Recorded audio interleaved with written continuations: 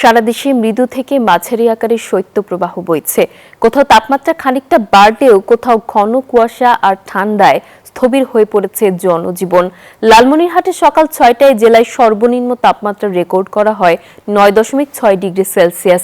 শীতের দাপটে গ্রামাঞ্চলের অনেকেই খড়কুটো জ্বালিয়ে শীত নিবারণের চেষ্টা করছে। প্রায় এক সপ্তাহ শৈত্যপ্রবাহের পর চুয়াডাঙ্গায় শীতের তীব্রতা কিছুটা কমেছে।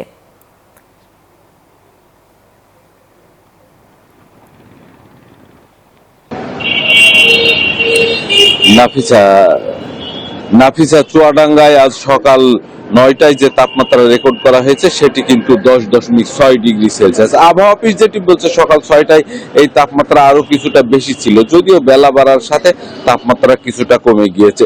তো আমি আপনাকে যদি আরেকটি বিষয় জানিয়ে রাখতে চাই, এক সপ্তাহ ধরেই কিন্তু চুয়াডাঙ্গায় মৃদু থেকে মাঝারি ধরনের শৈত্যপ্রবাহ বয়ে যাচ্ছিল। এই অবস্থায় হঠাৎ করে আজকে কিন্তু তাপমাত্রার পারদ বেশ কিছুটা উপরে উঠেছে।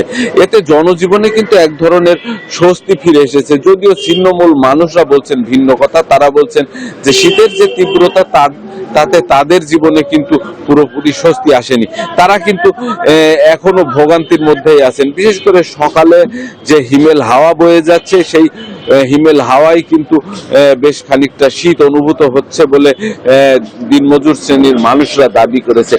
অন্যদিকে রিক্সা চালক, ভ্যান চালক, ইজি বাইক চালক শ্রেণীর যারা আছেন তারা যেটি বলছেন যে সকালে শীত থাকায় কিন্তু শহরে মানুষ জনের সমাগম অনেকটাই কম থাকছে, ফলে তারা কিন্তু যাত্রী পাচ্ছেন না প্রয়োজনীয় সংখ্যক, যেই কারণে কিন্তু তাদের যে দৈনন্দিন আয় সেটাও কিন্তু অনেকটা কমে আসছে। আমি চুয়াডাঙ্গা জেলা প্রশাসনের খোঁজ নিয়েছি যে চুয়াডাঙ্গায় যে চলমান শীতের দুর্ভোগ রয়েছে, এই দুর্ভোগ লাঘবের জন্য তারা কিন্তু ছিন্নমূল মানুষের পাশে দাঁড়িয়েছে। তারা ইতিমধ্যেই কিন্তু প্রায় ১৭,০০০ কম্বল বিতরণ করেছেন চুয়াডাঙ্গার ৪টি উপজেলায়। এবং একই